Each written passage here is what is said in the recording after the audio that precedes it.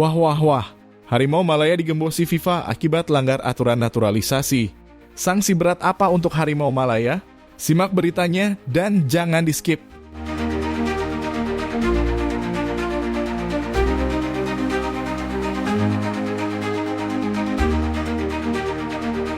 Wah wah wah, Timnas Indonesia terus genjot kualitas pemain dengan menambah 4 pemain naturalisasi lagi jelang round 4 kualifikasi Piala Dunia. Siapa sajakah mereka? Simak sampai selesai.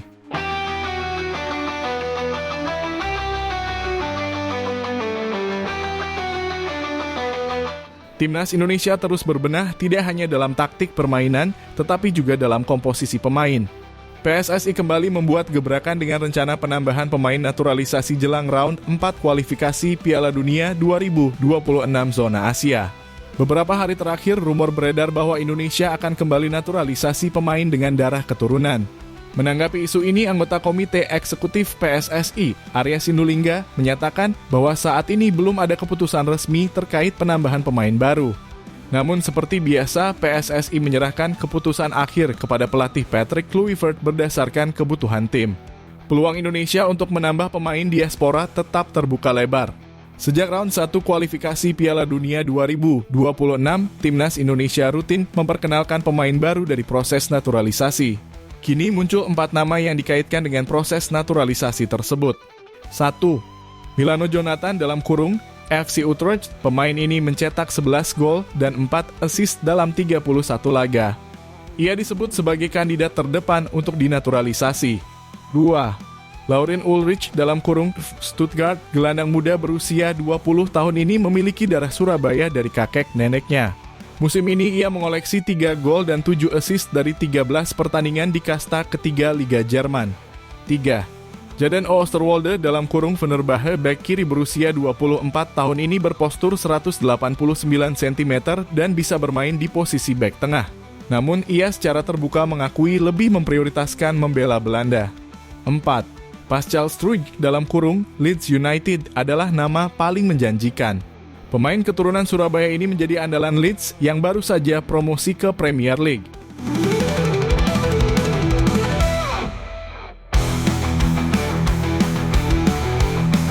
Pada Juli 2025, dunia sepak bola dikejutkan oleh kabar bahwa Federasi Sepak Bola Malaysia (FAM) menerima sanksi berat dari FIFA akibat pelanggaran aturan naturalisasi pemain. Skandal ini bermula dari sorotan terhadap proses naturalisasi sejumlah pemain asing yang direkrut untuk memperkuat tim nasional Malaysia, Harimau Malaya, menjelang kualifikasi Piala Asia 2027. Pemain seperti Facundo Garces, Imanol Machuca, Rodrigo Holgado, Joao Figueiredo, dan John Irazabal, yang berasal dari Spanyol dan Amerika Selatan, menjadi pusat kontroversi karena diduga tidak memenuhi syarat ketat FIFA terkait naturalisasi. Menurut peraturan FIFA, pemain yang dinaturalisasi harus memiliki hubungan darah misalnya keturunan dari kakek atau nenek atau telah tinggal di negara tersebut selama minimal 5 tahun. Namun asal-usul beberapa pemain Malaysia ini dipertanyakan, terutama setelah media Malaysia dan Indonesia melaporkan kurangnya transparansi dalam proses naturalisasi. Seorang jurnalis Vietnam bahkan menyebut FAM diduga memalsukan dokumen menyerupai kasus Timor Leste pada 2017 yang berujung pada larangan tampil di Piala Asia 2023. Skandal ini mencuat setelah Malaysia meraih kemenangan telak 4-0 atas Vietnam di kualifikasi Piala Asia, di mana pemain naturalisasi berperan besar. Namun kecurigaan dari penggemar dan analis di Asia Tenggara memicu investigasi FIFA. Hasilnya pada awal Juli 2025, FIFA mengumumkan sanksi terhadap Malaysia, termasuk larangan tampil di kompetisi internasional hingga 2027, denda finansial, dan pembekuan program naturalisasi FAM.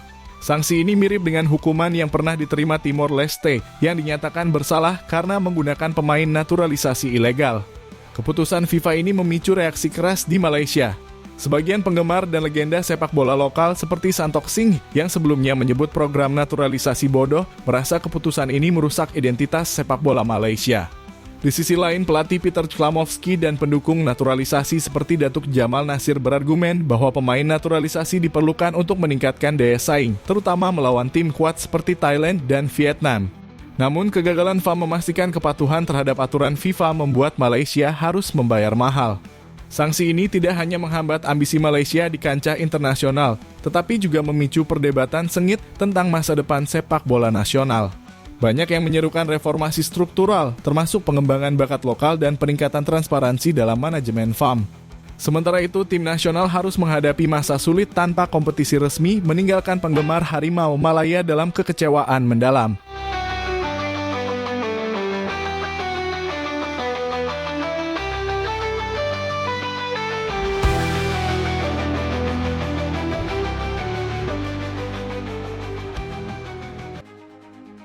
Indonesia justru diuntungkan dengan FIFA tetap pilih Qatar dan Arab Saudi sebagai tuan rumah ronde 4 kualifikasi Piala Dunia 2026.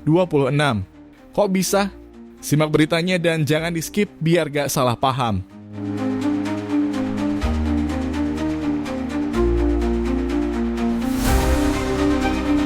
From the homeland full of pride, we stand together side by side. Garuda on our chest, hope in our heart. Unite the dream, let the journey start. Every step is a sacred vow. For the nation we fight here and now. With sacrifice we'll never fall. To see our flag rise above all. Konfederasi Sepak Bola Asia AFC dan FIFA telah resmi menetapkan Qatar dan Arab Saudi sebagai tuan rumah ronde 4 kualifikasi Piala Dunia 2026 zona Asia, yang akan berlangsung pada 8-14 Oktober 2025. Keputusan ini sempat menuai kontroversi karena kedua negara tersebut juga menjadi peserta aktif di babak ini bersama Timnas Indonesia, Irak, Oman, dan Uni Emirat Arab. Meski Indonesia gagal menjadi tuan rumah, skuad Garuda justru memiliki peluang untuk memanfaatkan sejumlah keuntungan yang dapat mengokohkan langkah mereka menuju Piala Dunia 2026. Keuntungan bagi Timnas Indonesia: 1. Familiaritas dengan stadion di Qatar. Timnas Indonesia memiliki pengalaman positif bermain di Qatar, khususnya di Stadion Al Bayt dan Stadion Jassim bin Hamad saat tampil di Piala Asia 2023. Dukungan supporter Indonesia yang hadir dalam jumlah besar di Qatar kala itu menciptakan atmosfer seperti bermain di kandang sendiri. Dengan banyaknya komunitas diaspora Indonesia di Timur Tengah, terutama di Qatar, Timnas Indonesia berpotensi mendapat dukungan moral yang signifikan, meningkatkan semangat juang pemain di lapangan. 2. Infrastruktur kelas dunia dan persiapan optimal. Qatar dan Arab Saudi dikenal memiliki fasilitas sepak bola bertaraf internasional, termasuk stadion berstandar FIFA dan lapangan latihan berkualitas tinggi. Hal ini memungkinkan Timnas Indonesia untuk mempersiapkan diri dengan baik tanpa kendala logistik. Selain itu, iklim dan kondisi lapangan yang seragam di babak round robin memberikan peluang bagi Indonesia untuk fokus pada strategi permainan tanpa harus beradaptasi dengan perubahan lingkungan yang ekstrem. 3. Kesempatan menghadapi lawan berat di lingkungan netral dengan format round robin di lokasi terpusat. Indonesia tidak perlu menghadapi tekanan bermain di kandang lawan dengan atmosfer penuh supporter tuan rumah untuk setiap pertandingan. Meskipun Qatar dan Arab Saudi mendapat keuntungan sebagai tuan rumah, Indonesia dapat memanfaatkan situasi ini untuk bermain lebih lepas, terutama karena lawan seperti Irak, Oman, dan Uni Emirat Arab juga bermain di lingkungan yang relatif netral. Hal ini memberikan peluang bagi Indonesia untuk mencuri poin dari tim-tim kuat. 4. Semangat juang untuk membuat sejarah. Ketua Umum PSSI Erick Thohir menegaskan bahwa Timnas Indonesia akan membawa semangat juang Garuda kemanapun mereka bermain. Kekalahan telak dari Jepang dalam kurung 0-6 di putaran ketiga menjadi pelajaran berharga bagi pelatih Patrick Kluivert untuk memperbaiki penyelesaian akhir dan strategi tim. Dengan fokus pada lini tengah dan pertahanan yang sudah cukup solid, Indonesia memiliki potensi untuk tampil lebih tajam di ronde 4. Terutama dengan motivasi besar untuk mengukir sejarah sebagai tim Asia Tenggara pertama yang lolos ke Piala Dunia. 5. Potensi geopolitik membuka peluang baru. Meski Qatar dan Arab Saudi telah ditetapkan sebagai tuan rumah, ketegangan geopolitik di Timur Tengah seperti konflik Iran-Israel dapat memengaruhi keputusan AFC dan FIFA. Indonesia dengan stabilitas politik dan pengalaman menyelenggarakan event internasional seperti Piala Dunia U-Strip 17 2023 disebut-sebut sebagai kandidat pengganti jika Qatar atau Arab Saudi tidak dapat menjadi tuan rumah. Hal ini memberikan peluang tambahan bagi Indonesia untuk bermain di kandang sendiri dengan dukungan penuh supporter jika situasi berubah. Meski dihadapkan pada tantangan berat melawan tim Timur Tengah, Timnas Indonesia menunjukkan optimisme tinggi. Dengan persiapan matang, pengalaman bermain di stadion internasional, dan semangat untuk mencetak sejarah, skuad Garuda siap memberikan kejutan di ronde 4. Drawing grup pada 17 Juli 2025 di Osaka, Jepang akan menjadi penentu langkah awal Indonesia. Apapun hasilnya, semangat Garuda akan terus berkobar untuk mewujudkan mimpi tampil di Piala Dunia 2026. Conquer the fight. Every second we give our all. Ketua Umum PSSI Erick Thohir kembali menunjukkan kehebatannya dalam lobi internasional untuk memajukan sepak bola Indonesia. Menjelang putaran keempat kualifikasi Piala Dunia 2026 zona Asia, Erick berhasil merayu FIFA untuk mengatur skema yang menguntungkan timnas Indonesia dalam pengundian grup. Keberhasilan ini menjadi angin segar bagi skuad Garuda yang tengah bersiap menghadapi tantangan berat di babak krusial yang akan digelar di Qatar dan Arab Saudi pada 8 hingga 14 Oktober 2025. Erick Thohir, yang dikenal sebagai figur visioner dan berpengalaman di panggung internasional, memanfaatkan kehadirannya di FIFA Executive Football Summit 2025 di Miami untuk bernegosiasi langsung dengan Presiden FIFA, Gianni Infantino. Dalam pertemuan tersebut, Erick tidak hanya menerima FIFA Forward Gold Award atas transformasi sepak bola Indonesia, tetapi juga memastikan pengaturan drawing yang lebih seimbang untuk Indonesia. Kami ingin memastikan timnas Indonesia mendapatkan peluang terbaik untuk bersaing. Saya sampaikan kepada FIFA bahwa fairness dalam pengundian sangat penting untuk menjaga semangat kompetisi, ujar Erick, seperti dikutip dari bola.com. Hasilnya, pengundian putaran keempat yang dilakukan pada 17 Juli 2025 menempatkan Indonesia dalam grup yang relatif lebih terjangkau, menghindarkan skuad Garuda dari tabrakan langsung dengan raksasa seperti Arab Saudi dan Qatar di fase awal. Berdasarkan skema yang telah disusun, Indonesia berada di grup A bersama Oman dan Uni Emirat Arab dalam kurung UEA, dua tim yang dianggap memiliki level kompetitif yang bisa ditandingi.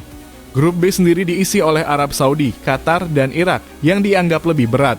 Kami sudah mempelajari kekuatan lawan dan dengan persiapan matang, Indonesia bisa mencuri poin penting, tambah Erick menegaskan optimismenya. Keberhasilan Erick dalam memengaruhi pengaturan grup ini tak lepas dari strategi PSSI yang proaktif. Selain lobi ke FIFA, Erick juga memastikan persiapan tim dengan mengagendakan uji coba melawan Lebanon dan Kuwait pada FIFA Matchday September 2025 untuk membiasakan tim dengan gaya permainan Timur Tengah. Kami tidak takut bermain di Qatar atau Arab Saudi. Yang penting, tim siap dan kami punya strategi untuk menghadapi lawan, tegas Erick. Meski Indonesia masih berstatus underdog, keberhasilan lolos ke putaran keempat sejarah pertama sejak era Hindia Belanda di Piala Dunia 1938 dan pengaturan grup yang lebih menguntungkan telah memicu antusiasme besar. Media internasional seperti The New York Times bahkan menyebut kemajuan Indonesia sebagai kejutan besar Asia. Dengan dukungan Erick Thohir, yang juga mendapat pujian dari Gianni Infantino atas transformasi sepak bola Indonesia, skuad Garuda kini punya peluang realistis untuk terus melaju, setidaknya hingga babak kelima, demi mewujudkan mimpi tampil di Piala Dunia 2026 di Amerika Serikat, Kanada, dan Meksiko. Narasi ini tidak hanya mencerminkan keberhasilan Erick dalam lobi strategis, tetapi juga semangat baru timnas Indonesia untuk menorehkan sejarah di panggung dunia. Dengan persiapan matang dan pengaturan lawan yang lebih terukur, mimpi Piala Dunia kini terasa semakin dekat.